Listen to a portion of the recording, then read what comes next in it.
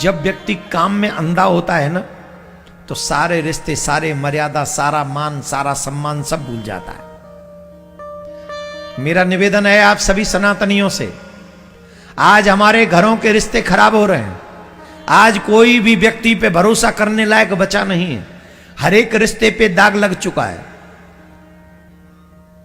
बताओ मैं सही कह रहा हूं, गलत कह रहा हूं?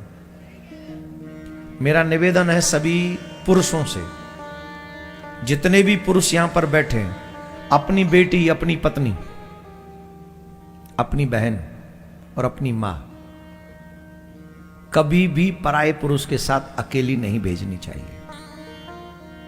कभी भी नहीं। चाहे वो करोड़ों गुना कहे कि मैं तुम्हारा बेस्ट फ्रेंड हूं, फ्रेंड के साथ तो कभी भी नहीं भेजनी चाहिए। कभी भी नहीं।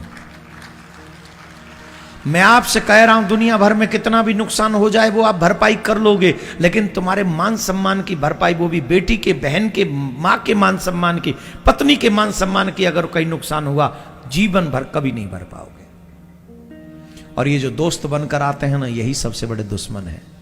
और आर किसकी बात कहे साहब, आजकल जिन रिश्तेदारों पर भी तुम भरोसा करते हो, वो रिश्तेदार भी कम, क्या बोलूं मैं, किसी राक्षस से कम नहीं है। कई बार तो ऐसा लगता है सांप को जहर पिला रहे हो आप, और कई बार तो लगता है सांप ज्यादा अच्छा है इस दुष्ट से। सांप ज्यादा अच्छा है। इंसान पालने से बढ़िया कई बार कुत्ते पाल ले, क्योंकि कुत्ता धोखा नहीं देता।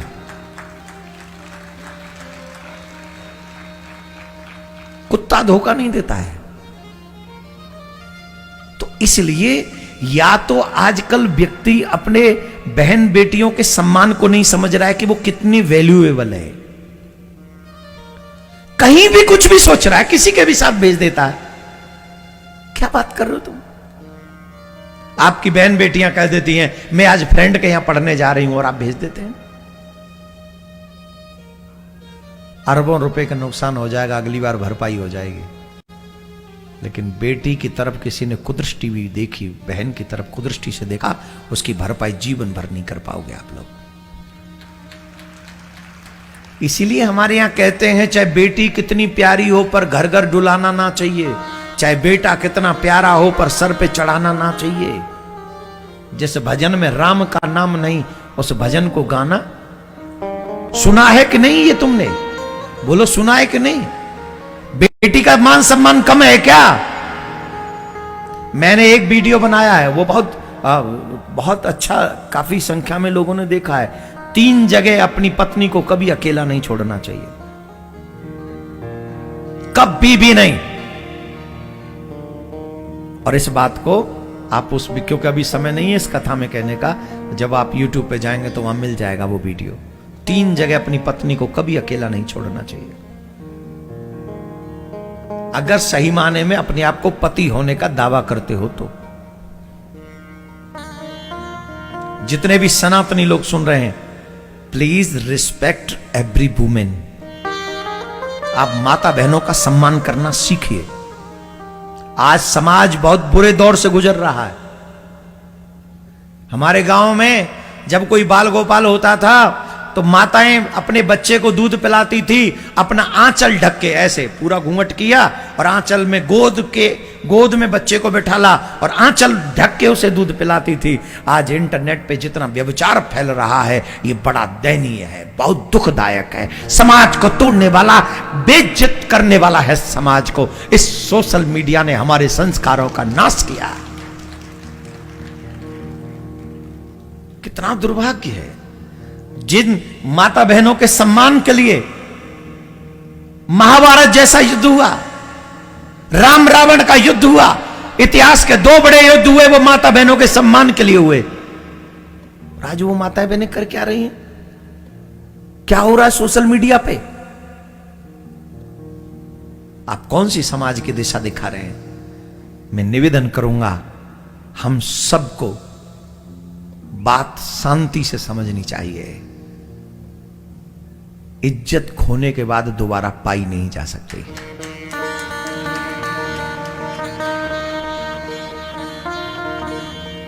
जीवन भर लग जाता है इज्जत बनाने में, सम्मान पाने में, और वो पैसे से नहीं आती है।